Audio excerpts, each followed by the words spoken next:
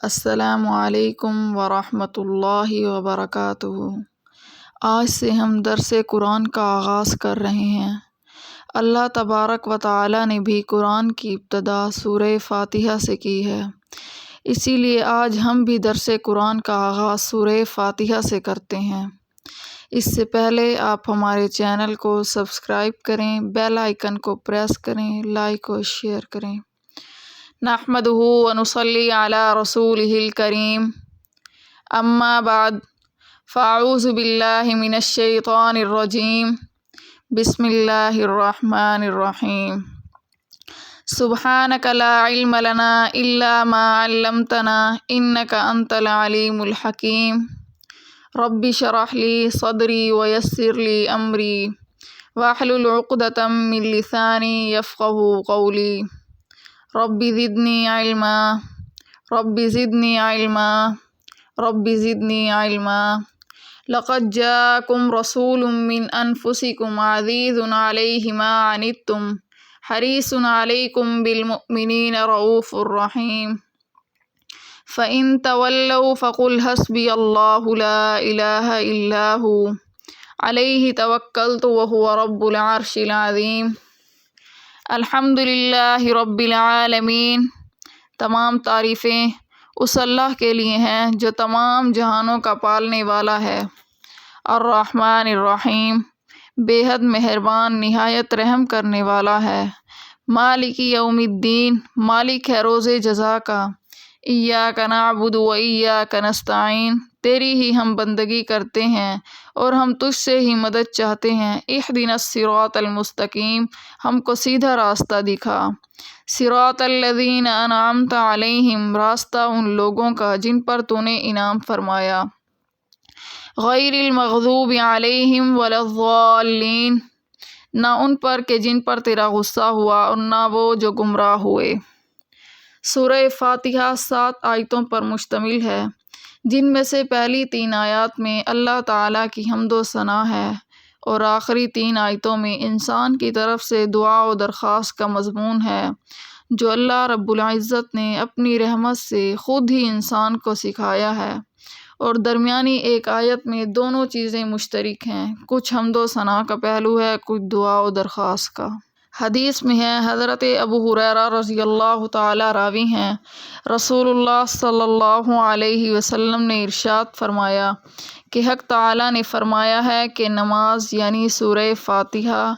میرے اور میرے بندے کے درمیان 2 حصوں میں تقسیم کی گئی ہے، نصف میرے لیے ہے اور نصف میرے بندے کے لیے،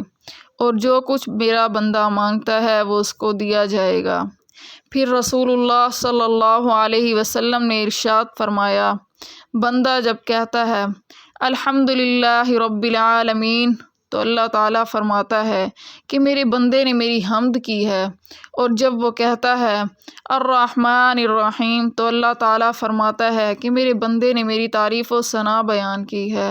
اور جب بندہ کہتا ہے مالک یوم الدین، تو اللہ تعالیٰ فرماتا ہے کہ میرے بندے نے میری بزرگی بیان کی ہے، اور جب بندہ کہتا ہے ایاک نعبد و ایاک نستعین، تو اللہ تعالیٰ فرماتا ہے کہ یہ آیت میرے اور میرے بندے کے درمیان مشترک ہے، کیونکہ اس میں ایک پہلو حق تعالیٰ کی حمد و ثنا کا ہے اور دوسرا پہلو بندے کی دعا و درخواست کا۔ اس کے ساتھ یہ بھی ارشاد ہوا کہ میرے بندے کو وہ چیز ملے گی جو اس نے مانگی تھی۔ پھر جب بندہ کہتا ہے اہدنا الصراط المستقیم، تو حق تعالیٰ فرماتا ہے کہ یہ سب میرے بندے کے لیے ہے اور اس کو وہ چیز ملے گی جو اس نے مانگی ہے۔ الحمدللہ۔ اب ہم چلتے ہیں سورہ فاتحہ کی تفسیر کی طرف۔ الحمدللہ کے معنی یہ ہیں کہ سب تعریفیں اللہ ہی کے لیے ہیں، یعنی دنیا میں جہاں کہیں کسی چیز کی تعریف کی جاتی ہے وہ در حقیقت اللہ ہی کی تعریف ہے، کیونکہ اس جہان رنگ بو میں جہاں ہزاروں حسین مناظر اور لاکھوں دلکش نظارے اور کروڑوں نفع بخش چیزیں انسان کے دامن دل کو ہر وقت اپنی طرف کھینچتی رہتی ہیں اور اپنی تعریف پر مجبور کرتی ہیں، اگر ذرا نظر کو گہرا کیا جائے تو ان سب چیزوں کے پردے میں ایک ہی دست قدرت کا کار فرما نظر آتا ہے، اور دنیا میں جہاں کہیں کسی چیز کی تعریف کی جاتی ہے اس کی حقیقت اس سے زیادہ نہیں، جیسے کسی نقش و نگار یا تصویر یا کسی صنعت کی تعریف کی جائے۔ یہ سب تعریفیں در حقیقت نقاش اور مصور کی ہوتی ہیں۔ یہ ظاہر ہے کہ جب ساری کائنات میں لائی کہ ہم در حقیقت ایک ہی ذات ہے تو عبادت کی مستحق بھی وہی ذات ہو سکتی ہے۔ اس سے معلوم ہوا کہ الحمدللہ اگرچہ حمد و ثنا کے لیے لایا گیا ہے لیکن اس ضمن میں ایک موجزانہ انداز سے مخلوق پرستی کی بنیاد ختم کر دی گئی ہے اور دل نشین طریقے پر توحید کی تعلیم دی گئی ہے۔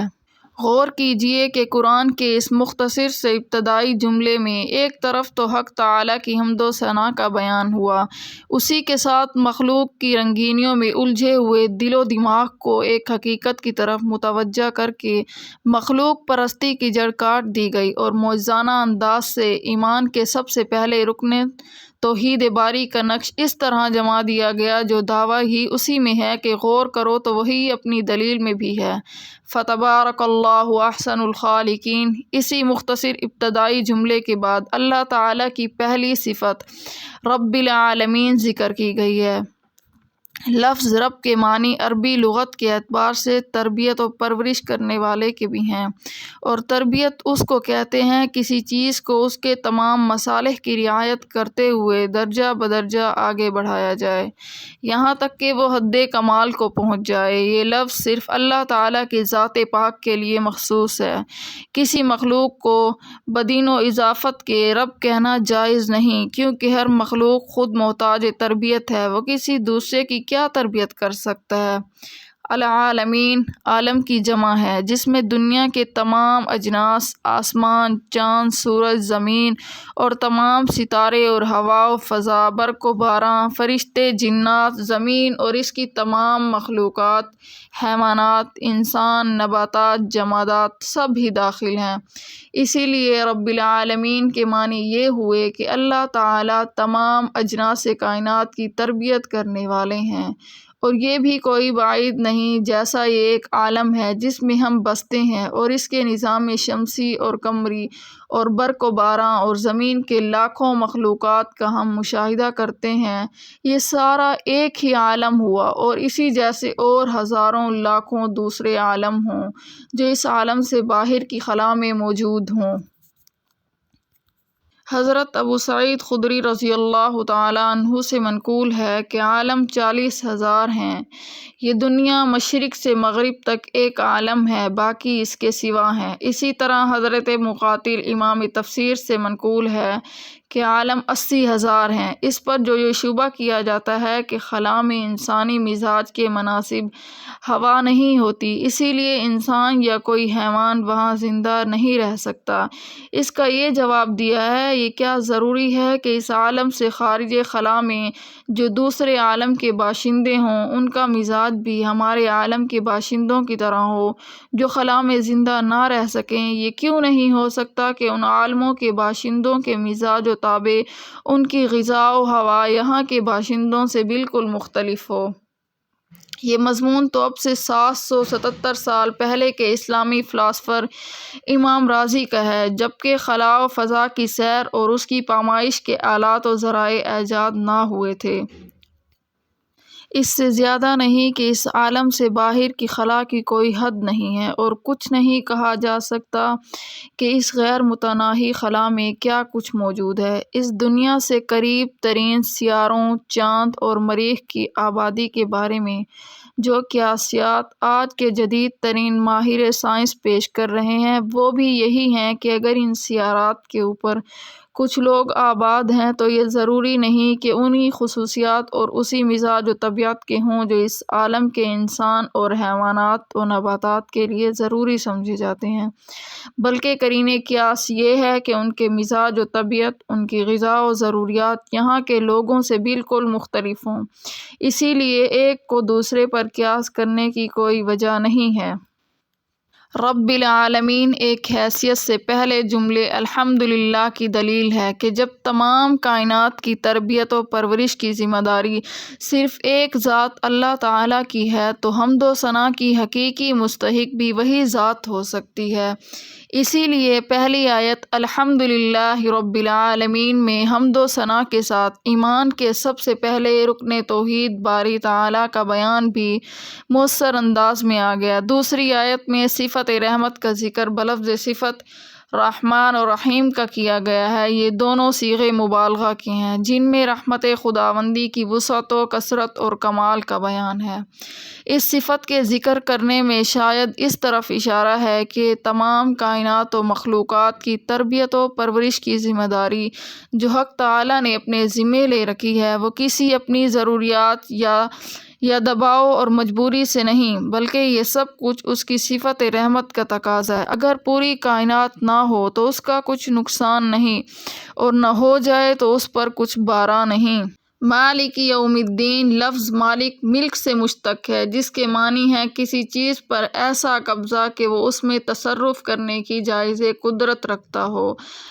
لفظ دین کے معنی جزا دینے کے ہیں۔ مالک یوم الدین کا لفظی ترجمہ ہوا مالک روز جزا کا، یعنی روز جزا میں ملکیت رکھنے والا۔ وہ ملکیت کس چیز پر ہوگی اس کا ذکر نہیں کیا گیا۔ اول یہ کہ روز جزا کس دن کا نام ہے اور اس کی کیا حقیقت ہے۔ دوسرے یہ کہ اللہ تعالیٰ کی ملکیت تمام کائنات پر جس طرح روز جزا میں ہوگی ایسے ہی آج بھی ہے۔ پھر روز جزا کی کیا خصوصیت ہے؟ اس بات کا جواب یہ ہے کہ روز جزا اس دن کا نام ہے جس کو اللہ تعالیٰ نے نیک و بد اعمال کا بدلہ دینے کے لیے مقرر فرمایا ہے۔ لفظ روز جزا سے ایک عظیم الشان فائدہ یہ حاصل ہوا کہ دنیا نیک و بد اعمال کی جزا و سزا کی جگہ نہیں، بلکہ ایک دارالعمل فرض ادا کرنے کا دفتر ہے، تنخواہ یا صلہ وصول کرنے کی جگہ نہیں۔ اس سے معلوم ہو گیا کہ دنیا میں کسی کو عیش و عشرت، دولت و راحت سے مالا مال دیکھ کر یہ نہیں کہا جا سکتا کہ وہ اللہ کے نزدیک مقبول و محبوب ہے، یا کسی کو رنج و مصیبت میں مبتلا پا کر یہ نہیں قرار دیا جا سکتا کہ وہ اللہ کے نزدیک مبغوض ہے۔ جس طرح دنیا کے دفتروں اور کارخانوں میں کسی کو اپنا فرض ادا کرنے میں مصروف محنت دیکھا جائے تو کوئی عقل مند اس کو مصیبت زدہ نہیں کہتا، اور نہ وہ خود اپنی مشقت کے باوجود اپنے آپ کو گرفتار مصیبت سمجھتا ہے، بلکہ وہ اس محنت و مشقت کو اپنی سب سے بڑی کامیابی تصور کرتا ہے، اور کوئی مہربان اس کو اسی مشقت سے سبکدوش کرنا چاہے تو وہ اس کو اپنا بدترین دشمن خیال کرتا ہے، کیونکہ وہ اس 30 روزہ محنت کے پس پردہ اس راحت کو دیکھ رہا ہوتا ہے جو اس کو تنخواہ کی شکل میں ملنے والی ہے۔ الغرض دنیا کی عیش و عشرت حق و صداقت کی اور رنج و مصیبت بدعملی کی یقینی علامت نہیں ہے۔ ہاں کبھی کبھی کسی عمل کی جزا یا سزا کا ہلکا سا نمونہ دنیا میں بھی ظاہر کر دیا جاتا ہے، وہ اس کا پورا بدلہ نہیں ہوتا، محض متنبہ کرنے کے لیے ایک نمونہ ہوتا ہے۔ اسی کے متعلق قرآن کا ارشاد ہے، یعنی ہم لوگوں کو آخرت کے بڑے عذاب سے پہلے بعض اوقات دنیا میں ایک عذاب قریب کا مزہ چکھا دیتے ہیں تاکہ وہ باز آ جائیں۔ اور دوسری جگہ ارشاد فرمایا کذالک العذاب والعذاب الآخرۃ اکبر لو کانوا یعملون۔ ہوتا ہے عذاب اور آخرت کا عذاب بہت بڑا ہے اگر وہ سمجھیں۔ الغرض دنیا کی راحت و مصیبت بعض اوقات تو امتحان اور آزمائش ہوتی ہے اور کبھی عذاب بھی ہوتی ہے، مگر وہ عمل کا پورا بدلہ نہیں ہوتا بلکہ ایک نمونہ ہوتا ہے، کیونکہ یہ سب کچھ چند روزہ اور محض عارضی ہے، مدار و معیار اور وہ راحت و کفلت جو ہمیشہ قائم رہنے والی ہے اور جو اس عالم سے گزرنے کے بعد عالم آخرت میں آنے والی ہے، اسی کا نام روز جزا ہے۔ اور جب یہ معلوم ہو گیا کہ نیک و بد کا اعمال کا بدلہ پورا بدلہ اس دنیا میں نہیں ملتا، اور عدل و انصاف اور عقل کا تقاضا ہے کہ نیک و بد، اچھا اور برا برابر نہ رہے بلکہ ہر عمل کی جزا یا سزا ملنا چاہیے، اسی لیے ضروری ہے کہ اس عالم کے بعد کوئی دوسرا عالم ہو جس میں ہر چھوٹے بڑے اور اچھے برے عمل کا حساب اور اس کی جزا یا سزا انصاف کے مطابق ملے۔ یعنی بینا اور نابینا وہ لوگ جو ایمان لائے اور انہوں نے اچھے کام کیے، وہ دوسرے بد کردار کے برابر نہیں ہو سکتے۔ تم لوگ بہت ہی کم سمجھتے ہو، قیامت تو ضروری آ کر ہی رہے گی تاکہ ہر ایک کو عمل کا پورا بدلہ اس کو مل جائے۔ اس کے آنے میں کسی طرح کا شک ہے ہی نہیں، مگر اکثر لوگ ایمان نہیں لاتے۔ مالک یوم الدین میں دوسری قابل غور بات یہ ہے کہ ہر اہل عقل کے نزدیک یہ بات بدیہی اور بالکل ظاہر ہے کہ حقیقی مالک کائنات کے ذرے ذرے کی وہی ذات پاک ہے جس نے ان کو پیدا کیا، بڑھایا، تربیت کی اور جس کی ملکیت ہر چیز پر مکمل ہے، ظاہر پر بھی، باطن پر بھی، زندہ پر بھی، مردہ پر بھی، اور جس کی ملکیت کی نہ کوئی ابتدا ہے نہ انتہا، بخلاف انسان کی ملکیت کے کہ وہ ابتدا و انتہا کے دائرے میں محدود ہے، پہلے نہیں تھی اور پھر نہ رہے گی، نیز اس کی ملکیت و تصرف اشیاء کے ظاہر پر ہے، باطن پر نہیں، زندہ پر ہے، مردہ پر نہیں۔ اسی لیے اہل بصیرت کے نزدیک صرف روز جزا کی نہیں بلکہ دنیا میں بھی تمام کائنات کی حقیقی ملکیت صرف حق تعالیٰ ہی کی ہے۔ پھر اس آیت میں اللہ تعالیٰ کو خاص روز جزا کا مالک فرمانے میں کیا حکمت تھی؟ قرآن کی دوسری آیت میں غور کرنے سے معلوم ہوا کہ دنیا میں بھی اگرچہ حقیقی اور مکمل ملکیت تمام کائنات پر صرف پروردگار عالم ہی کی ہے، لیکن اسی نے اپنے کرم اور حکمت بالغہ سے ایک قسم کی ناقص ملکیت انسان کو بھی عطا فرما رکھی ہے، اور دنیا کے قوانین میں اس کی ملکیت کا کافی احترام بھی کیا گیا ہے۔ آج کی دنیا میں انسان مال و دولت کا مالک ہے، زمین و جائیداد کا مالک ہے، کوٹھی بنگلہ اور فرنیچر کا مالک ہے، حشم و خدام کا مالک ہے، اور یہ ناقص سی ملکیت جو اس کو محض آزمائش کے لیے دی گئی تھی وہ اسی میں مغرور اور بدمست ہو گیا ہے۔ اسی آیت میں حق تعالیٰ نے ارشاد فرمایا، مالک یوم الدین فرما کر کہ اس مغرور غافل انسان کو آگاہ فرما کر کہ یہ ملکیتیں اور سب تعلقات اور روابط صرف چند روز کے لیے ہیں، ایک دن ایسا آنے والا ہے جس میں کوئی کسی چیز کا ظاہری طور پر بھی مالک نہ رہے گا، نہ کوئی کسی کا خادم رہے گا، نہ مخدوم، نہ کوئی کسی کا آقا رہے گا، نہ غلام، تمام کائنات کی ملک اور ملک صرف ایک ذات پاک اللہ تعالیٰ ہی کی ہوگی۔ سورہ فاتحہ کے شروع میں بیان کیا گیا تھا کہ اس سورت کی 3 ابتدائی آیتوں میں اللہ تعالیٰ کی حمد و ثنا کا بیان ہے۔ یہ تینوں آیتیں آ چکی اور ان کی تفسیر میں اب آپ نے یہ بھی معلوم کر لیا کہ پہلی 2 آیتوں میں حمد و ثنا کے ضمن میں ایمان کے بنیادی اصول، اللہ تعالیٰ کے وجود اور اس کی توحید کا بیان بھی ایک معجزانہ انداز میں آ گیا۔ اس تیسری آیت کی تفسیر میں آپ نے اب معلوم کر لیا کہ اس کے صرف 2 لفظوں میں حمد و ثنا کے ساتھ اسلام کے عظیم الشان انقلابی عقیدہ یعنی قیامت و آخرت کا بیان بھی مع دلیل کے آ گیا ہے۔ چوتھی آیت کا بیان آتا ہے، ایاک نعبد و ایاک نستعین۔ اس آیت میں ایک پہلو حمد و ثنا کا اور دوسرا دعا و درخواست کا ہے۔ نعبد عبادت سے مشتق ہے جس کے معنی ہیں کسی کی انتہائی تعظیم و محبت کی وجہ سے اس کے سامنے اپنی انتہائی عاجزی اور فرما برداری کا اظہار۔ نستعین استعانت سے مشتق ہے جس کے معنی ہیں کسی سے مدد مانگنا۔ آیت کا ترجمہ یہ ہے کہ ہم تیری ہی عبادت کرتے ہیں اور صرف تجھی سے مدد مانگتے ہیں۔ انسان پر 3 حالات گزرتے ہیں، ماضی، حال، مستقبل۔ الحمدللہ رب العالمین اور الرحمن الرحیم میں انسان کو اس پر متنبہ کر دیا گیا کہ وہ اپنے ماضی اور حال میں صرف اللہ تعالیٰ کا محتاج ہے۔ اس کو ماضی میں نابود سے نابود کیا اور اس کو تمام کائنات سے زیادہ بہترین شکل و صورت و عقل و بصیرت عطا فرمائی، اور حال میں اس کی پرورش اور تربیت کا صلہ جاری ہے، اور مالک یوم الدین میں یہ بتا دیا کہ مستقبل میں بھی وہ خدا ہی کا محتاج ہے، روز جزا میں اس کے سوا کسی کا کوئی مددگار نہیں ہو سکتا۔ اور جب ان 3 آیتوں نے یہ واضح کر دیا کہ انسان اپنی زندگی کے تینوں دور میں خدا ہی کا محتاج ہے، تو اس کا طبعی اور عقلی تقاضا یہ ہو کہ عبادت بھی صرف اسی کی جائے، کیونکہ عبادت جو انتہائی تعظیم و محبت کے ساتھ اپنی انتہائی عاجزی اور تذلیل کا نام ہے، وہ کسی دوسری ہستی کے لائق نہیں۔ اس کا نتیجہ لازم یہ ہے کہ ایک عاقل انسان پکار اٹھے کہ ہم تیرے سوا کسی کی عبادت نہیں کرتے۔ اسی مقتضائے تابع کو ایاک نعبد میں ظاہر فرمایا گیا،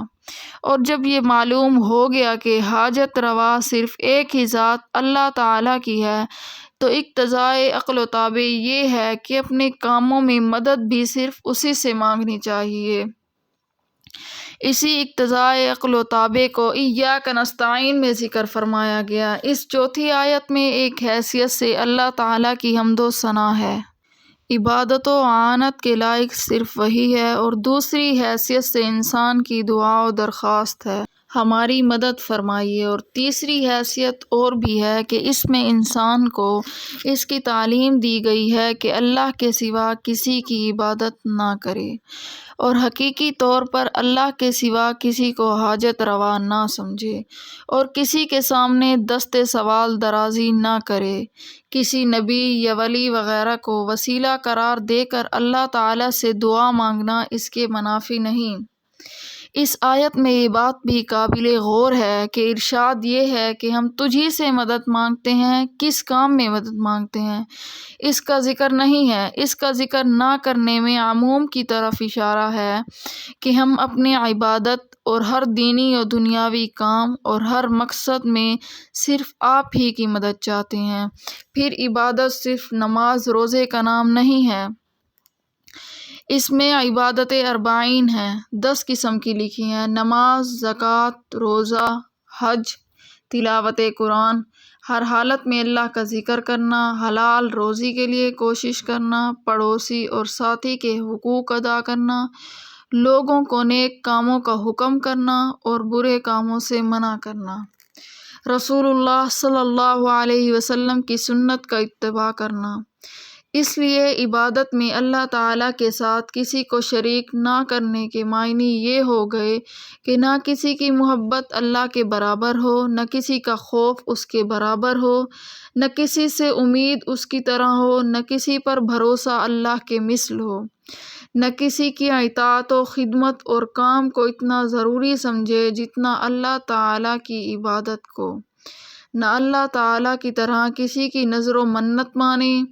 نہ اللہ تعالیٰ کی طرح کسی دوسرے کے سامنے اپنی مکمل عاجزی اور تذلیل کا اظہار کرے، نہ وہ افعال کسی دوسرے کے لیے کرے جو انتہائی تذلیل کی علامات ہیں، جیسے رکوع و سجدہ۔ آخری 3 آیتیں جن میں انسان کی طرف دعا و درخواست کا مضمون ہے اور ایک خاص دعا کی تلقین ہے: اہدنا الصراط المستقیم صراط الذین انعمت علیہم غیر المغضوب علیہم ولا الضالین، جس کا ترجمہ یہ ہے کہ ہم کو سیدھا راستہ دکھا، راستہ ان لوگوں کا جن پر آپ نے انعام فرمایا، نہ راستہ ان لوگوں کا جن پر آپ کا غضب کیا گیا، اور نہ ان لوگوں کا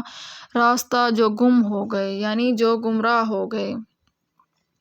یہاں پہلی بات قابل غور یہ ہے کہ صراط مستقیم کی ہدایت کے لیے دعا جو اس آیت میں تعلیم فرمائی گئی ہے، اس کے مخاطب جس طرح تمام انسان اور ائمہ مؤمنین ہیں، اسی طرح اولیاء اللہ اور حضرات انبیاء علیہم السلام بھی اس کے مامور ہیں، جو بلا شبہ ہدایت یافتہ بلکہ دوسروں کے لیے ہدایت کا سرچشمہ ہیں۔ پھر اس حاصل شدہ چیز کی بار بار دعا مانگنے کا کیا مطلب ہے؟ اس کا جواب ہدایت کی پوری حقیقت معلوم کرنے پر موقوف ہے۔ اس کو کسی قدر تفصیل کے ساتھ بیان کیا جاتا ہے جس سے سوال مذکورہ کے تمام اشکالات کا جواب بھی معلوم ہے، اور ہدایت کی حقیقت سے نا آشنا قرآن کی بہت سی آیات میں باہمی تضاد و اختلاف محسوس کرنے لگتا ہے۔ ہدایت کے اصلی معنی ہے کسی شخص کو منزل مقصود کی طرف مہربانی کے ساتھ رہنمائی کرنا، اور ہدایت کرنا حقیقی معنی میں صرف اللہ تعالیٰ ہی کا فعل ہے، جس کے مختلف درجات ہیں۔ ایک درجہ ہدایت کا عام ہے جو کائنات و مخلوقات کی تمام اقسام جمادات، نباتات، حیوانات وغیرہ کو شامل ہے۔ یہاں آپ یہ خیال نہ کریں کہ ان بے جان بے شعور چیزوں کو ہدایت سے کیا کام، کیونکہ قرآنی تعلیمات سے یہ واضح ہے کہ کائنات کی تمام اقسام اور ان کا ذرہ ذرہ اپنے درجے کے موافق حیات و احساس بھی رکھتا ہے اور عقل و شعور بھی۔ یہ دوسری بات ہے کہ یہ جو ہر کسی نوع میں کم کسی میں زیادہ ہے، اسی وجہ سے جن اشیاء میں یہ جوہر بہت کم ہے ان کو بے جان بے شعور سمجھا، اور کہا جاتا ہے کہ احکام الہیہ میں بھی ان کے ضعف شعور کا اتنا اثر آیا کہ ان کو احکام کا مکلف نہیں بنایا گیا۔ جن مخلوقات میں حیات کے آثار تو نمایاں ہیں مگر عقل و شعور نمایاں نہیں، ان کو ذی حیات جاندار مگر بے عقل و شعور کہا جاتا ہے، اور جن میں حیات کے ساتھ عقل و شعور کے آثار بھی نمایاں نظر آتے ہیں ان کو ذی العقول کہا جاتا ہے، اور اسی اختلاف درجات اور عقل و شعور کی کمی بیشی کی وجہ سے تمام کائنات میں احکام شرعیہ کا مکلف صرف انسان اور جنات کو قرار دیا گیا ہے۔ ان میں عقل و شعور بھی مکمل ہے مگر اس کے یہ معنی نہیں کہ دوسرے انواع و اقسام میں حیات و احساس یا عقل و شعور بالکل نہیں ہے۔ اللہ تعالیٰ کا ارشاد ہے، یعنی کوئی چیز ایسی نہیں جو تعریف کے ساتھ اس کی پاکی بیان نہ کرتی ہو، لیکن تم لوگ ان کی پاکی بیان کرنے کو سمجھتے نہیں ہو۔ ایک اور جگہ ارشاد باری تعالیٰ ہے، یعنی کیا تجھ کو معلوم نہیں ہوا کہ اللہ تعالیٰ کی پاکی بیان کرتے ہیں سب جو کچھ آسمانوں میں ہے اور جو کچھ زمین میں ہے، یعنی تمام مخلوقات بالخصوص پرندے چرند جو پر پھیلائے ہوئے اڑتے پھرتے ہیں، سب کو اپنی اپنی دعا اور تسبیح معلوم ہے، اور اللہ تعالیٰ کو ان لوگوں کے سب افعال کا پورا علم ہے۔ ظاہر ہے کہ اللہ تعالیٰ کی حمد و ثنا اور اس کی پاکی بیان کرنا اللہ تعالیٰ کی معرفت پر موقوف ہے، اور یہ بھی ظاہر ہے کہ اللہ تعالیٰ کی معرفت ہی سب سے بڑا علم ہے، اور یہ علم بدن و عقل شعور کے نہیں ہو سکتا۔ اسی لیے ان آیات سے ثابت ہوا کہ تمام کائنات کے اندر روح و حیات بھی ہے، ادراک و احساس بھی، عقل و شعور بھی، مگر بعض کائنات میں یہ جوہر اتنا کم اور مخفی ہے کہ عام دیکھنے والوں کا اس کا احساس نہیں ہوتا، اسی لیے عرف میں ان کو بے جان یا بے عقل کہا جاتا ہے، اور اسی بنا پر ان کو احکام شرعیہ کا مکلف نہیں بنایا گیا۔ قرآن کا یہ فیصلہ اس وقت کا ہے جب دنیا میں نہ کہیں کوئی فلسفہ تھا نہ کوئی فلسفہ دان تھا۔ بعد میں آنے والے فلاسفروں نے بھی اپنے اپنے وقت میں اس کی تصدیق کی۔ قدیم فلاسفہ میں بھی اس خیال کے کچھ لوگ گزرے ہیں، اور جدید فلاسفہ اور اہل سائنس نے تو پوری وضاحت کے ساتھ اس کو ثابت کیا۔ الغرض ہدایت خداوندی کا یہ درجہ اولیٰ تمام مخلوقات جمادات، نباتات، حیوانات، انسان اور جنات کو شامل ہے۔ اسی ہدایت عامہ کا ذکر قرآن کریم کی آیت میں ارشاد ہے، اعطیٰ کل شیء خلقہ ثم ھدیٰ میں فرمایا گیا، اللہ تعالیٰ نے ہر چیز کو اس کی خلقت عطا فرمائی، پھر اس خلقت کے مناسب اس کو ہدایت دی، اور یہی مضمون سورہ اعلیٰ میں ان الفاظ سے ارشاد ہوا، سبح اسم ربک الاعلیٰ الذی خلق فسوی والذی قدر فہدی، یعنی آپ صلی اللہ علیہ وسلم اپنے پروردگار عالی شان کی تسبیح جس نے ساری مخلوقات کو بنایا پھر ٹھیک بنایا، اور جس نے تجویز کیا پھر راہ بتلائی، یعنی جس نے تمام مخلوقات کے لیے خاص خاص مزاج اور خاص خاص خدمتیں تجویز فرما کر ہر ایک کو اس کی مناسب ہدایت کر دی۔ اسی ہدایت عامہ کا نتیجہ یہ ہے کہ کائنات عالم کے تمام انواع و اصناف اپنا اپنا مقررہ فرض نہایت سلیقہ سے ادا کر رہے ہیں۔ جو چیز جس کام کے لیے بنا دی ہے وہ اس کو ایسی خوبی کے ساتھ ادا کر رہی ہے کہ عقل حیران رہ جاتی ہے۔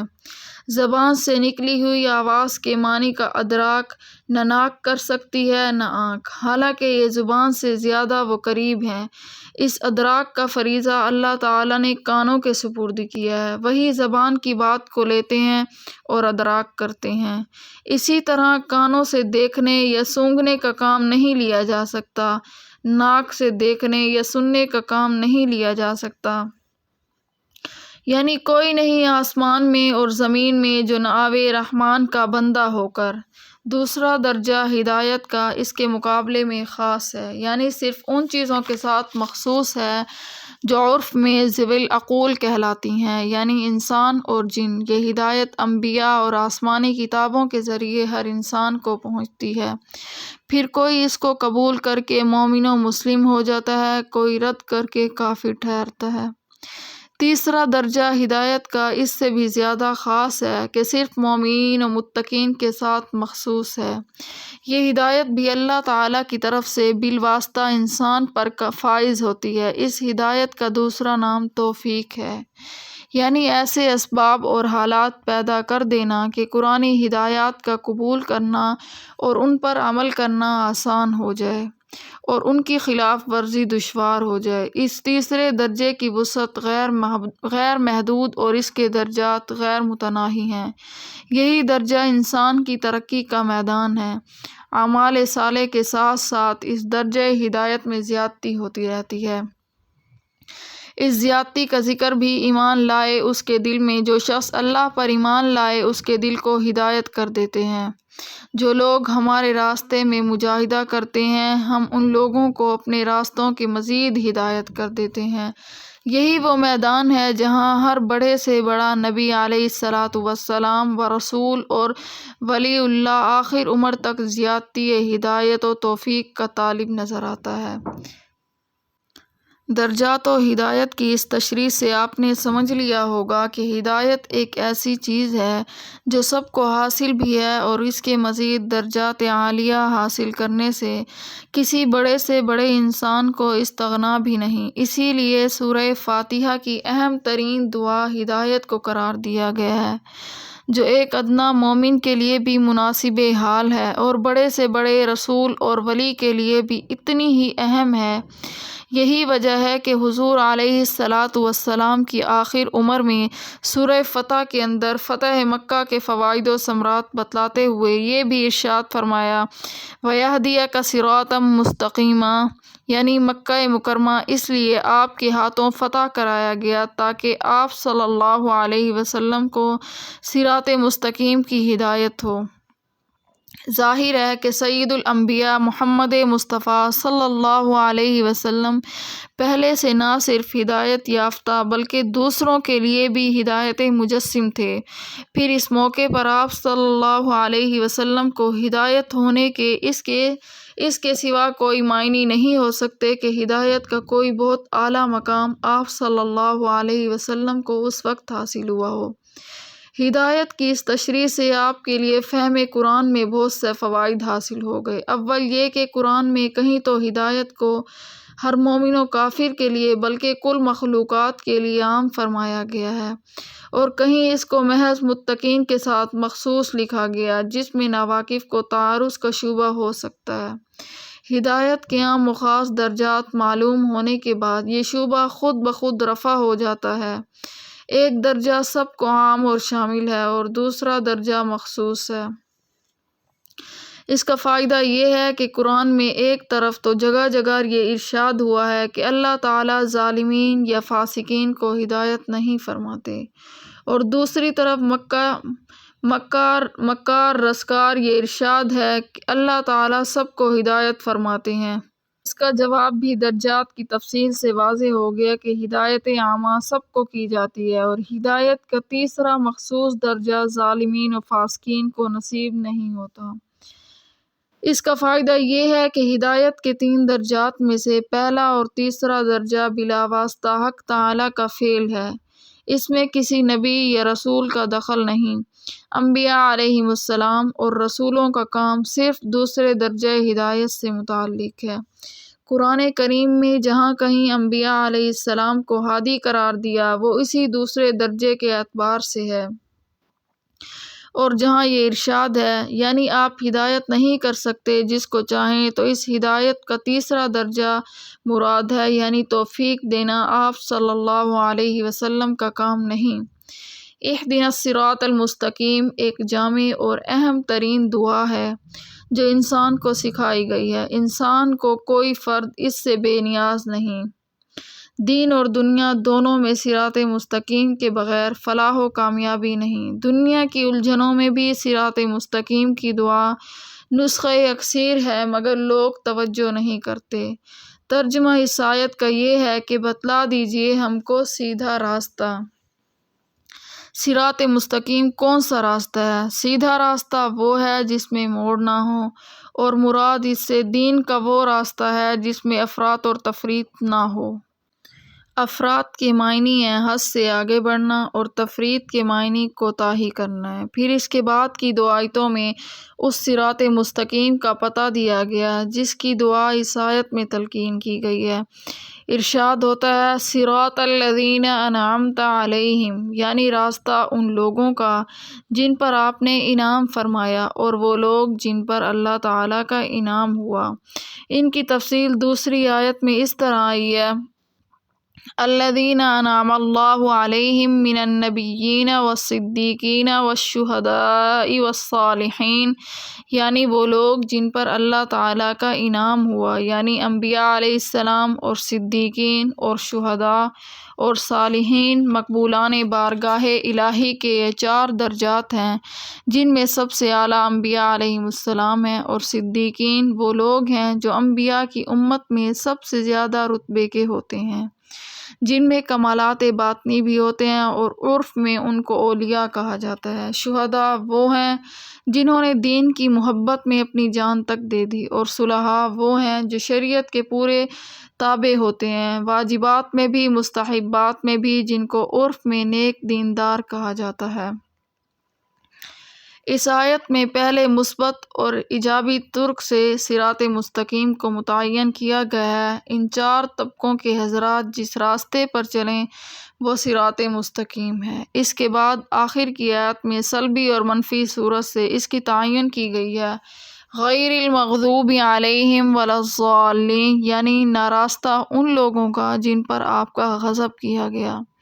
اور نہ ان لوگوں کا جو راستے سے گم ہو گئے۔ مغضوب علیہم سے مراد وہ لوگ ہیں جو دین کے احکام کو جاننے پہچاننے کے باوجود شرارت یا نفسانی اغراض کی وجہ سے ان کی خلاف ورزی کرتے ہیں، یا دوسرے لفظوں میں احکام الہیہ کی تعمیل میں کوتاہی یعنی تفریط کرتے ہیں، جیسے عام طور پر یہود کا حالات تھا کہ دنیا کے ذلیل مفار کی خاطر دین کو قربان کرتے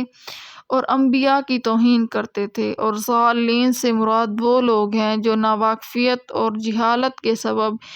دین کے معاملے میں غلط راستے پر پڑ گئے، اور دین کی مقررہ حدود سے نکل کر افراط اور غل میں مبتلا ہو گئے، جیسے عام طور پر نصارہ تھے کہ نبی کی تعظیم میں اتنے بڑھے کہ انہی کو خدا بنا لیا۔ ایک طرف یہ ظلم کیا کہ اللہ کے انبیاء کی بات نہ مانیں، انہیں قتل تک کرنے سے گریز نہ کریں، اور دوسری طرف یہ زیادتی کہ ان کو خدا بنا لیں۔ آیت کا حاصل مطلب یہ ہوا کہ ہم وہ راستہ نہیں چاہتے جو اغراض نفسانی کے تابع بد عمل اور دین میں تفریط کرنے والوں کا ہے، اور نہ وہ راستہ چاہتے ہیں جو جاہل گمراہ اور دین میں افراط کرنے والوں کا ہے، بلکہ ان کے درمیان کا سیدھا راستہ چاہتے ہیں جس میں نہ افراط ہے نہ تفریط، اور جو شہوت اغراض نفسانی کے اتباع سے نیز شبہات اور عقائد فاسدہ سے پاک ہے۔ سورہ فاتحہ کی 7 آیات کی تفسیر اس پورے سورت کا خلاصہ اور حاصل مطلب یہ ہے۔ دعا یہ ہے کہ یا اللہ ہمیں صراط مستقیم کی ہدایت عطا فرمانا۔ چونکہ دنیا میں صراط مستقیم کا پہچاننا ہی سب سے بڑا علم اور سب سے بڑی کامیابی ہے، اور اسی کی پہچان میں غلطی ہونے سے اقوام عالم تباہ ہوتی ہیں، اور نہ خدا طلبی اور اس کے مجاہدات کی تو بہت سے کفار میں بھی کوئی کمی نہیں۔ اسی لیے قرآن نے صراط مستقیم کو پوری وضاحت کے ساتھ بیان فرما دیا۔ صراط مستقیم، یہاں ایک بات قابل غور ہے اور اس میں غور کرنے سے ایک بڑے علم کا دروازہ کھلتا ہے، وہ یہ کہ صراط مستقیم کی تعین کے لیے بظاہر صاف بات یہ تھی کہ صراط رسول صراط قرآن فرما دیا جاتا، جو مختصر بھی تھا اور واضح بھی، کیونکہ پورا قرآن در حقیقت صراط مستقیم کی تشریح ہے اور پوری تعلیمات رسول اللہ صلی اللہ علیہ وسلم کی تفصیل۔ لیکن قرآن کی اس مختصر صورت میں اختصار اور وضاحت کے اس پہلو کو چھوڑ کر صراط مستقیم کی تعین کے لیے اللہ تعالیٰ نے مستقل 2 آیتوں میں ایجابی اور سلوبی پہلوؤں سے صراط مستقیم کو اس طرح متعین فرمایا کہ اگر سیدھا راستہ چاہتے ہو تو ان لوگوں کو تلاش کرو اور ان کے طریق کو اختیار کرو۔ قرآن کریم نے اس جگہ نہ یہ فرمایا کہ قرآن کا راستہ اختیار کرو کیونکہ محض کتاب انسانی تربیت کے لیے کافی نہیں، اور نہ یہ فرمایا کہ رسول اللہ صلی اللہ علیہ وسلم کا راستہ اختیار کرو کیونکہ رسول اللہ صلی اللہ علیہ وسلم کی بقا اس دنیا میں دائمی نہیں اور آپ صلی اللہ علیہ وسلم کے بعد کوئی دوسرا رسول اور نبی نہیں۔ اسی لیے صراط مستقیم جن لوگوں کے ذریعے حاصل ہو سکتا ہے ان میں نبیین کے علاوہ ایسے حضرات بھی شامل کر دیے گئے جو تا قیامت ہمیشہ موجود رہیں گے، مثلاً صدیقین، شہداء اور صالحین۔ سیدھا راستہ معلوم کرنے کے لیے حق تعالیٰ نے کچھ رجال اور انسانوں کا پتہ دیا، کسی کتاب کا حوالہ نہیں دیا۔ ایک حدیث میں ہے کہ جب رسول اللہ صلی اللہ علیہ وسلم نے صحابہ کرام کو خبر دی کہ پچھلی امتوں کی طرح میری امت بھی 70 فرقوں میں بٹ جائے گی اور صرف ایک جماعت ان میں حق پر ہوگی، تو صحابہ کرام رضوان اللہ علیہم اجمعین نے دریافت کیا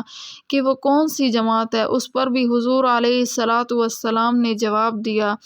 اس میں بھی کچھ رجال اللہ ہی کا پتہ دیا گیا ہے، یعنی حق پر وہ جماعت ہوگی جو میرے اور میرے اصحاب کے طرز پر ہوگی۔ اس خاص طرز میں شاید اس کی طرف اشارہ ہو کہ انسان کی تعلیم و تربیت محض کتابوں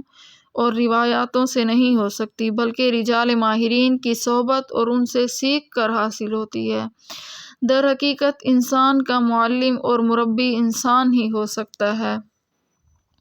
اور یہ ایک ایسی حقیقت ہے کہ جو دنیا کے تمام کاروبار میں مشاہد ہے۔ محض کتابی تعلیم سے نہ کوئی کپڑا سینا سیکھ سکتا ہے، نہ کھانا پکانا، نہ ڈاکٹری کی کتاب پڑھ کر کوئی ڈاکٹر بن سکتا ہے،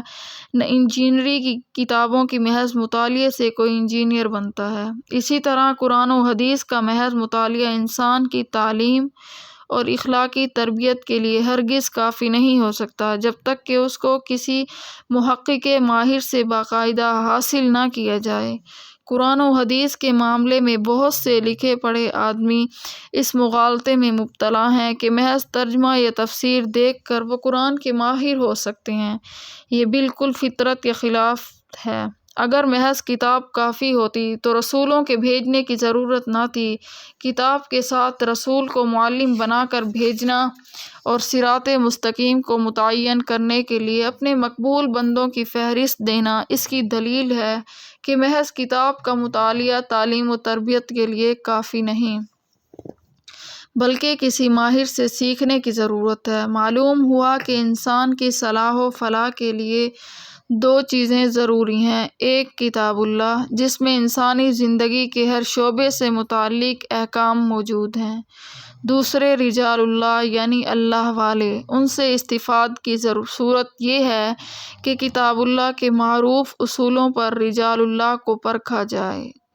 جو اس میعاد پر پورا نہ اتریں ان کو رجال اللہ ہی نہ سمجھا جائے، اور جب رجال اللہ صحیح معنی میں حاصل ہو جائیں تو ان سے کتاب اللہ کا مفہوم سیکھنے اور عمل کرنے کا کام لیا جائے۔ کچھ لوگوں نے صرف کتاب اللہ کو لے لیا، رجال اللہ سے قطع نظر کر لی، ان کی تفسیر و تعلیم کو کوئی حیثیت نہ دی، اور کچھ لوگوں نے صرف رجال اللہ کو معیار حق سمجھ لیا اور کتاب اللہ سے آنکھ بند کر لی، اور ان دونوں طریقوں کا نتیجہ گمراہی ہے۔ سورہ فاتحہ میں پہلے اللہ تعالیٰ کی حمد و ثنا ہے، پھر صرف اللہ تعالیٰ ہی کی عبادت کا اقرار، اور اس کا اظہار ہے کہ ہم اس کے سوا کسی کو اپنا حاجت روا نہیں سمجھتے۔ گویا حلف وفاداری ہے جو انسان اپنے رب کے ساتھ کرتا ہے۔ اس کے بعد پھر ایک اہم دعا جو تمام انسانی مقاصد و ضروریات پر حاوی ہے، اور اس میں بہت سے فوائد اور مسائل ضمنی آئے ہیں۔ ان میں سے چند اہم مسائل ہیں۔ دعا کرنے کا طریقہ۔ اس خاص اسلوب کلام کے ذریعے انسان کو یہ تعلیم دی گئی کہ جب اللہ جل شانہ سے کوئی دعا و درخواست کرنا ہو تو اس کا طریقہ یہ ہے کہ پہلے اس کی حمد و ثنا کا فرض بجا لا کر پھر حلف وفاداری اس بات کا کرو کہ ہم اس کے سوا نہ کسی کو لائق عبادت سمجھتے ہیں اور نہ کسی کو حقیقی معنی میں مشکل کشا اور حاجت روا مانتے ہیں۔ اس کے بعد اپنے مطلب کی دعا کرو۔ اس طریقے سے جو دعا کی جائے گی اس کے قبول ہونے کے قوی امکان ہیں، اور دعا میں بھی ایسی جامع دعا اختیار کرو جس میں اختصار کے ساتھ انسان کے تمام مقاصد داخل ہو جائیں، جیسے ہدایت صراط مستقیم کی، کہ دنیا و دین کے ہر کام میں اگر انسان کا راستہ سیدھا ہو جائے تو کہیں ٹھوکر لگنے اور نقصان پہنچنے کا خطرہ نہیں رہتا۔ غرض اس جگہ خود حق تعالیٰ کی طرف سے اپنی حمد و ثنا بیان کرنے کا اصل مقصد انسان کو تعلیم دینا ہے۔ اس سورت کے پہلے جملے میں اللہ تعالیٰ کی حمد بیان کرنے کی تعلیم و ترغیب دی، مگر حمد کسی نعمت یا صفت کی بنا پر ہوا کرتی ہے۔ یہاں کسی نعمت یا صفت کا ذکر نہیں، اس میں اشارہ ہے کہ اللہ تعالیٰ کی نعمتیں بے شمار ہیں، ان کا کوئی انسان احاطہ نہیں کر سکتا۔ قرآن کریم میں بھی ارشاد ہے، یعنی اگر تم اللہ تعالیٰ کی نعمتوں کا وہ شمار کرنا چاہو تو نہیں گن سکتے۔ انسان اگر سارے عالم کو چھوڑ کر اپنے ہی وجود پر نظر ڈال لے تو معلوم ہوگا کہ اس کا وجود خود ایک عالم اصغر ہے جس میں عالم اکبر کے سارے نمونے موجود ہیں۔ اس کا بدن زمین کی مثال ہے، اس پر اگنے والے بال نباتات کی مثال ہیں، اس کی ہڈیاں پہاڑوں کی تشبیہ ہیں، اس کے بدن کی رگیں جس میں خون رواں ہے زمین کے نیچے بہنے والے چشموں اور نہروں کی مثال ہیں۔ انسان دو جز سے مرکب ہے، ایک بدن، دوسرے روح، اور یہ بھی ظاہر ہے کہ قدر و قیمت کے اعتبار سے روح اصل، اعلیٰ اور افضل ہے، بدن محض اس کے تابع اور ادنیٰ درجہ رکھتا ہے۔ اس ادنیٰ جز کے متعلق بدن انسان کی تحقیق کرنے والے اتباع اور اہل تشریح نے بتایا ہے، اس میں اللہ تعالیٰ نے تقریباً 5000 مصالح اور منافع رکھے ہیں۔ اس کے بدن میں 300 سے زیادہ جوڑ ہیں، ہر ایک جوڑ کو اللہ تعالیٰ ہی کی قدرت کاملہ نے ایسا مستحق بنایا ہے کہ ہر وقت کی حرکت کے باوجود نہ وہ گھستا ہے نہ اس کی مرمت کی ضرورت ہوتی ہے۔ عادتاً انسان کی عمر 60-70 سال ہوتی ہے۔ پوری عمر اس کی یہ نرم و نازک اعضاء اور ان کے سب جوڑ اکثر اوقات اس طرح حرکت میں رہتے ہیں کہ فولاد بھی ہوتا تو گھس جاتا، مگر حق تعالیٰ نے ارشاد فرمایا، اگر ہم نے ہی انسان کو پیدا کیا اور ہم نے ہی اس کے جوڑ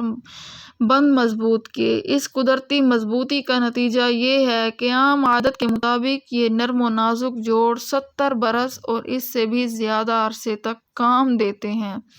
انسانی اعضاء میں سے صرف آنکھ ہی کو لے لیجیے، اس میں جو اللہ جل شانہ کی حکمت بالغہ کے مظاہر موجود ہیں، انسان کو عمر بھر خرچ کر کے بھی ان کو پورا ادراک کرنا آسان نہیں۔ پھر اس آنکھ کے صرف ایک مرتبہ کے عمل کو دیکھ کر یہ حساب لگائیے کہ اس 1 منٹ کے عمل میں حق تعالیٰ کی کتنی نعمتیں کام کر رہی ہیں، تو حیرت ہوتی ہے، کیونکہ آنکھ اٹھی اور اس نے کسی چیز کو دیکھا۔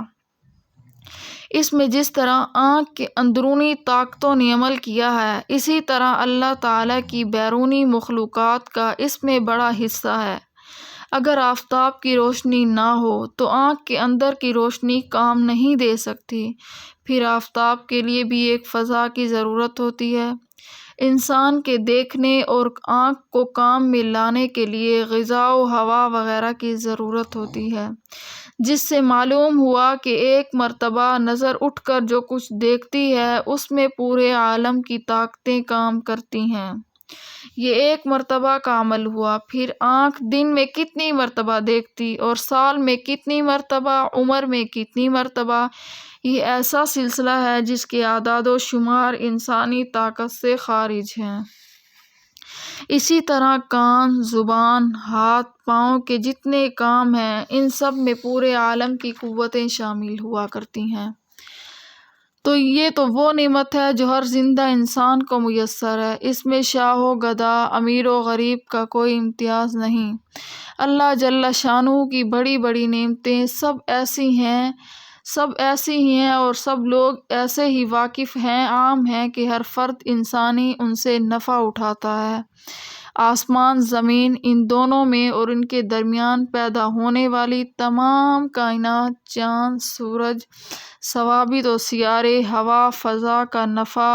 ہر جاندار کو پہنچ رہا ہے۔ اس کے بعد اللہ جل شانہ کی نعمت خاصہ جو انسان کے افراد میں بتقاضۂ حکمت و کم و بیش کر کے عطا ہوتی ہیں، مال و دولت، عزت و جاہ، راحت و آرام، سب اسی قسم میں داخل ہیں۔ اور اگرچہ یہ بات بالکل بدیہی ہے کہ نعمہ ایک عام جو تمام انسانوں میں مساوی طور پر مشترک ہیں، جیسے آسمان، زمین اور ان کی تمام مخلوقات، یہ نعمتیں بنسبت نعمہ خاص، مال و دولت وغیرہ کے زیادہ اہم اور اشرف ہیں، مگر بھولا بھالا انسان تمام افراد انسان میں عام ہونے کی بنا پر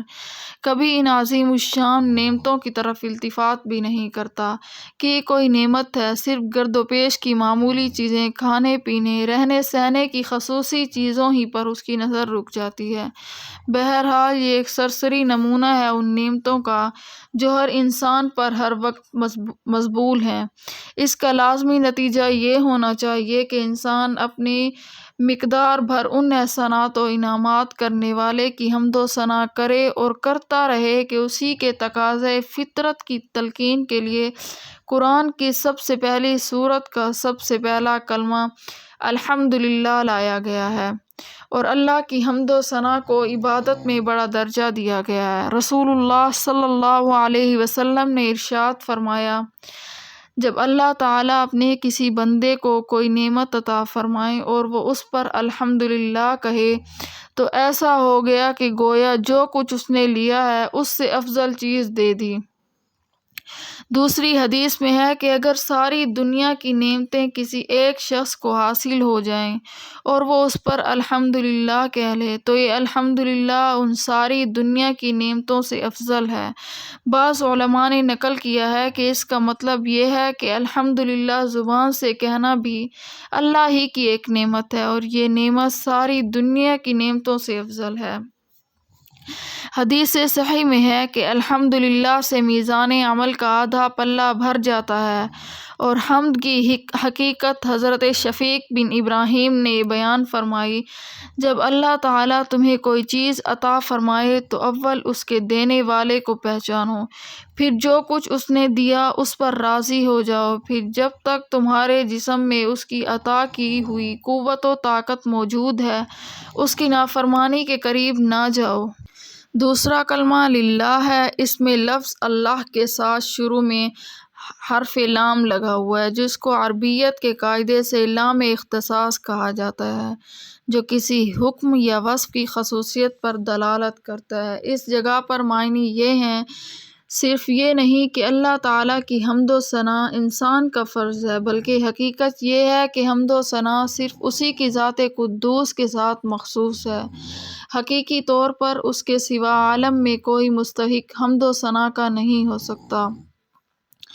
ہاں، اسی کے ساتھ یہ بھی اس کا انعام ہے کہ انسان کو تہذیب اخلاق سکھانے کے لیے اس کو یہ بھی حکم دے دیا کہ میری نعمت و احسان جن واسطوں سے تمہارے ہاتھ آیا ان کا بھی شکر ادا کرو، کیونکہ جو شخص اپنے محسن انسان کا شکر ادا کرنے کا خوگر نہیں ہوگا وہ خدا کا بھی شکر ادا نہیں کرے گا۔ خود اپنی حمد و ثنا کا بیان کرنا کسی مخلوق کے لیے جائز نہیں، تو قرآن کریم میں ارشاد ہوا یعنی تم اپنی پاکی اور صفائی کا دعویٰ نہ کرو، اللہ تعالیٰ ہی جانتا ہے کہ کون تقوی شعار ہے۔ مطلب یہ ہے کہ انسان کی تعریف اور مدح کا مدار تقوی پر ہے، اور اس کا حال اللہ تعالیٰ ہی جانتے ہیں۔ کس کا تقوی کس درجے کا ہے، اور حق تعالیٰ نے جو اپنی حمد و ثنا خود بیان فرمائی، اس کی وجہ یہ ہے کہ بیچارہ انسان اس کی استعداد نہیں رکھتا کہ بارگاہ عزت و جلال اللہ کی حمد و ثنا کیسے بیان کرے، اور کسی کی تو کیا مجال ہے کہ اللہ تعالیٰ کے شایان شان حمد و ثنا کر سکے۔ رسول اللہ صلی اللہ علیہ وسلم نے ارشاد فرمایا کہ آپ کی ثنا کما حق کہا نہیں کر سکتا، اسی لیے اللہ جل شانہ نے خود ہی حمد و ثنا کا طریقہ انسان کو تعلیم فرما دیا۔ لفظ رب کو ایسے شخص کے لیے بولا جاتا ہے جو کسی چیز کا مالک ہو اور اس کی تربیت و اصلاح کی تدبیر اور پوری نگرانی بھی کرتا ہو، اور یہ ظاہر ہے کہ ساری کائنات و مخلوقات کا ایسا رب سوائے خدا تعالیٰ کے اور کوئی نہیں ہو سکتا۔ اس لیے یہ لفظ اپنے اطلاق کے وقت اللہ تعالیٰ کے ساتھ خاص ہے، غیر اللہ کو رب کہنا جائز نہیں۔ صحیح مسلم کی حدیث میں اس کی ممانعت آئی ہے کہ کوئی غلام یا نوکر اپنے آقا کو رب کہے، البتہ کسی خاص چیز کی طرف اضافت کر کے انسان وغیرہ کے لیے بھی یہ لفظ بولا جاتا ہے، مثلاً رب المال، رب الدار وغیرہ۔ ایاک نعبد و ایاک نستعین کے معنی مفسر القرآن حضرت عبداللہ بن عباس رضی اللہ تعالی عنہ نے یہ بیان فرمائے کہ ہم تیری ہی عبادت کرتے ہیں، تیرے سوا کسی کی عبادت نہیں کرتے، اور تجھی سے ہی مدد مانگتے ہیں، تیرے سوا کسی سے نہیں مانگتے۔ سورہ فاتحہ پورے قرآن کا خلاصہ ہے، اور آیت ایاک نعبد و ایاک نستعین پوری سورہ فاتحہ کا خلاصہ ہے، کیونکہ اس کے پہلے جملے میں شرک سے بری ہونے کا اعلان ہے اور دوسرے جملے میں اپنی قوت و قدرت سے بری ہونے کا اظہار ہے۔ بندہ عاجز ہے، بغیر اللہ تعالیٰ کی مدد کے کچھ نہیں کر سکتا، جس کا نتیجہ اپنے سب کاموں کو اللہ تعالیٰ کے سپرد کرنا ہے، جس کی ہدایت قرآن کریم میں آئی ہے۔ ان تمام آیات کا حاصل یہی ہے کہ مومن اپنے ہر عمل میں اعتماد اور بھروسہ نہ اپنی قابلیت پر کرے، نہ کسی دوسرے کی مدد پر، بلکہ کلی اعتماد صرف اللہ تعالیٰ ہی پر ہونا چاہیے۔ وہی کارساز مطلق ہے۔ عبادت کے معنی اوپر معلوم ہو چکے ہیں کہ کسی ذات کے انتہائی عظمت و محبت کی بنا پر اس کے سامنے اپنی انتہائی عاجزی اور تذلیل کا اظہار ہے۔ اللہ تعالیٰ کے سوا کسی مخلوق کے ساتھ ایسا معاملہ کیا جائے تو یہی شرک کہلاتا ہے۔ اس سے معلوم ہوا کہ شرک صرف اسی کو نہیں کہتے کہ بت پرستوں کی طرح کسی پتھر کی مورتی وغیرہ کو خدائی اختیارات کا مالک سمجھے، بلکہ کسی کی عظمت، محبت، اطاعت کو وہ درجہ دینا جو اللہ تعالیٰ ہی کا حق ہے، یہ بھی شرک جلی میں داخل ہے۔ حضرت عدی بن حاتم رضی اللہ تعالی عنہ جو مسلمان ہونے سے پہلے نصرانی تھے، انہوں نے اس آیت کے بارے میں رسول اللہ صلی اللہ علیہ وسلم سے عرض کیا، ہم تو اپنے علماء کی عبادت نہیں کرتے تھے، پھر قرآن میں ان کو معبود بنانے کا الزام ہم پر کیسے لگایا گیا؟ آپ صلی اللہ علیہ وسلم نے ارشاد فرمایا کہ ایسا نہیں ہے کہ تمہارے علماء بہت سی ایسی چیزوں کو حرام قرار دیتے ہیں جن کو اللہ نے حلال کیا ہے، اور تم اپنے علماء کے کہنے پر ان کو حرام ہی سمجھتے ہو، اور بہت سی ایسی چیزیں ہیں جن کو اللہ تعالیٰ نے حرام کیا ہے، تمہارے علماء ان کو حلال کر دیتے ہیں، تو تم ان کے کہنے کا اتباع کر کے حلال کر لیتے ہو۔ عدی بن حاتم رضی اللہ تعالی عنہ نے عرض کیا کہ بے شک ایسا تو ہے۔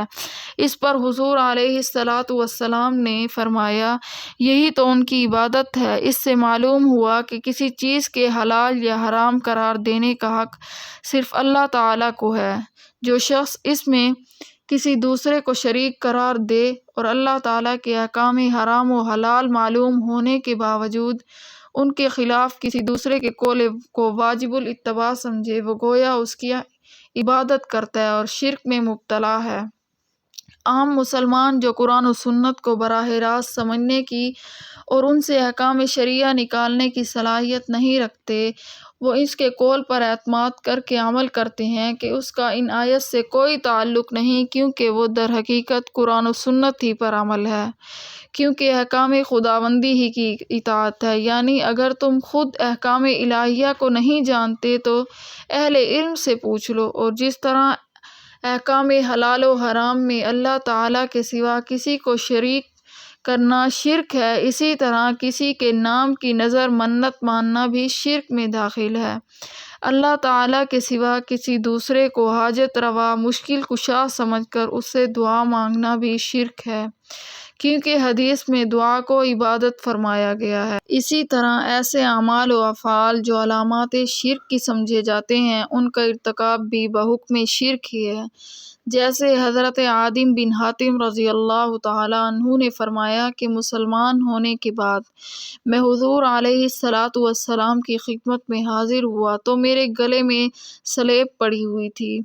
آپ صلی اللہ علیہ وسلم نے مجھ سے فرمایا کہ اس بت کو اپنے گلے سے نکال دو۔ اگرچہ اس وقت عدی بن حاتم رضی اللہ تعالیٰ عنہ کا عقیدہ سلیب کے متعلق وہ نہ تھا جو نصرانیوں کا ہوتا ہے، مگر ظاہری طور پر بھی علامت شرک سے اجتناب کو ضروری سمجھ کر یہ ہدایت کی گئی کہ افسوس کہ آج کل ہزاروں مسلمان ریڈ کراس کا صلیبی نشان لگائے ہوئے پھرتے ہیں اور کوئی پرواہ نہیں کرتے کہ بلا وجہ ایک مشرکانہ جرم کے مرتکب ہو رہے ہیں۔ اسی طرح کسی کو رکوع سجدہ کرنا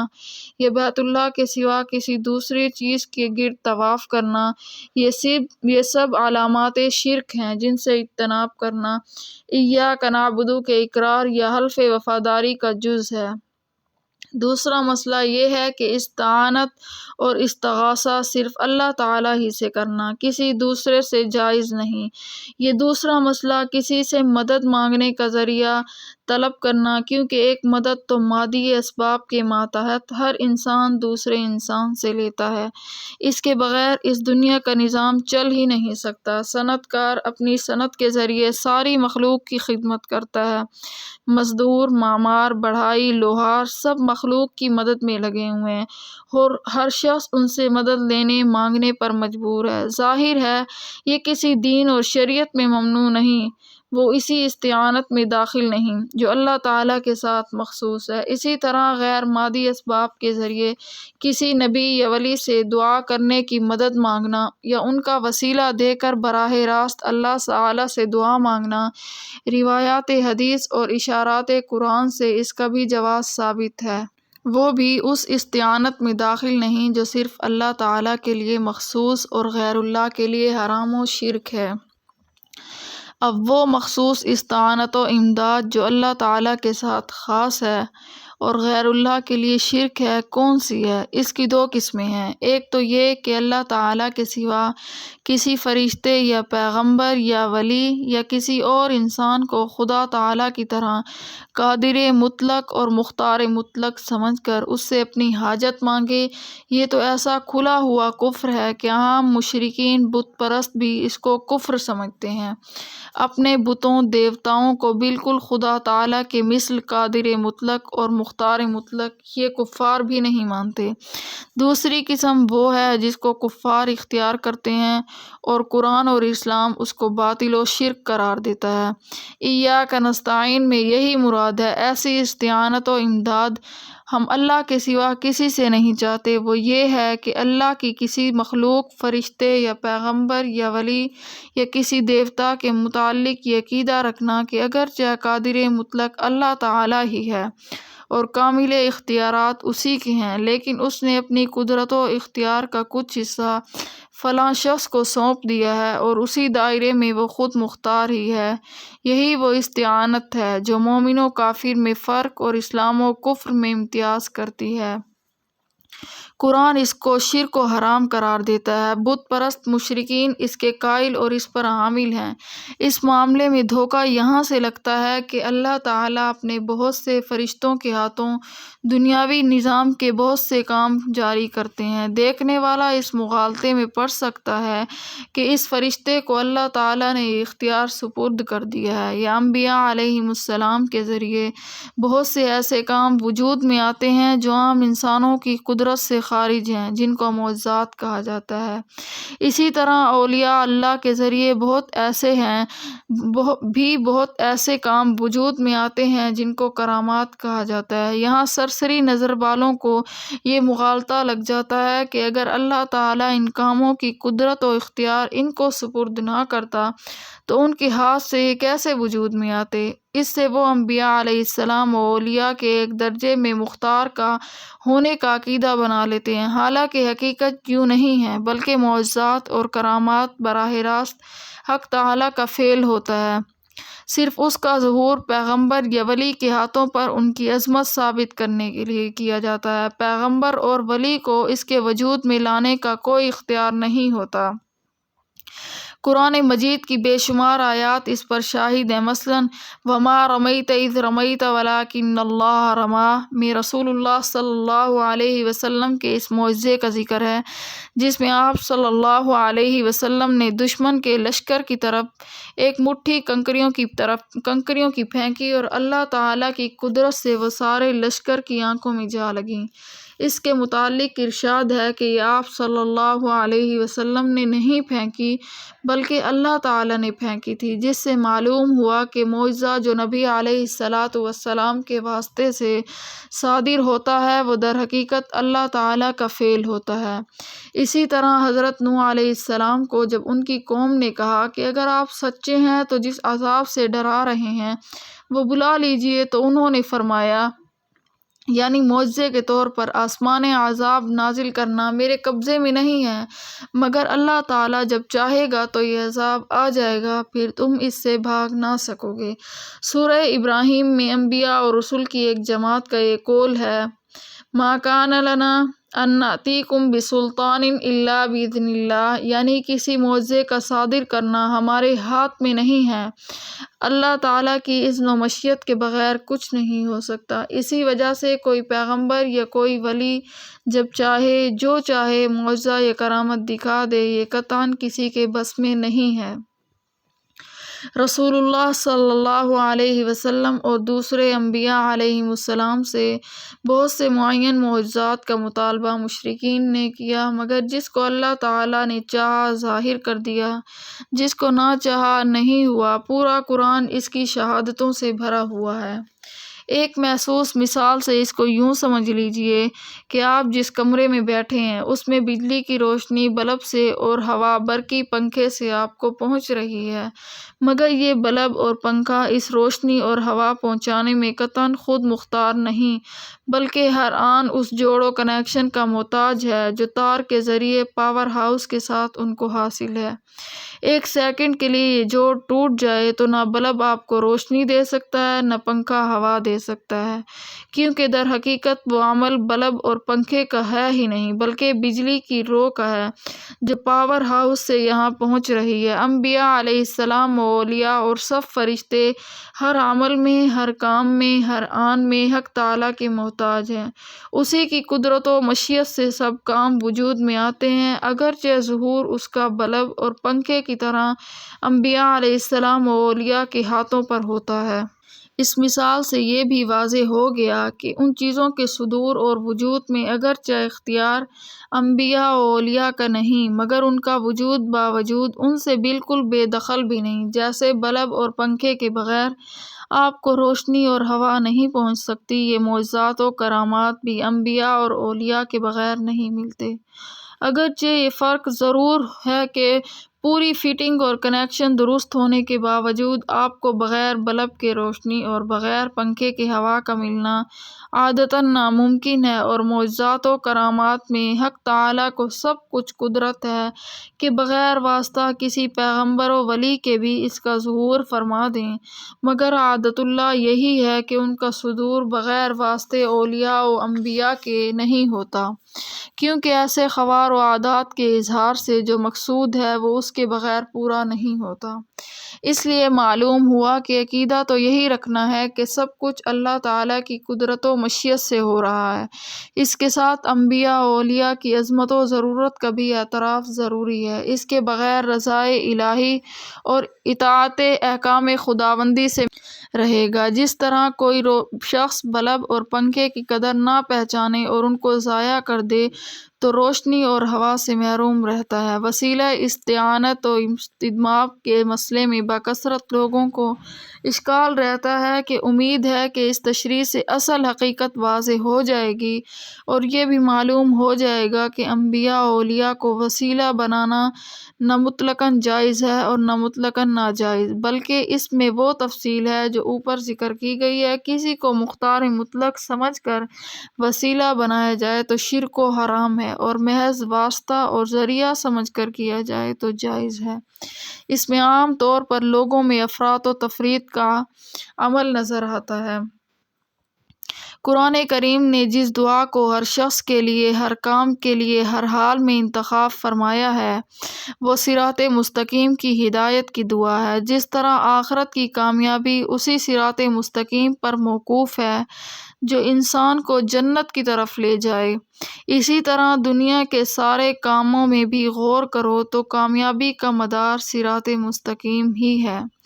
جس کام میں وہ آلات و ذرائع اختیار کیے گئے، جس کے نتیجے میں مقصد کا حصول عادتاً لازمی ہی تو کامیابی ہے،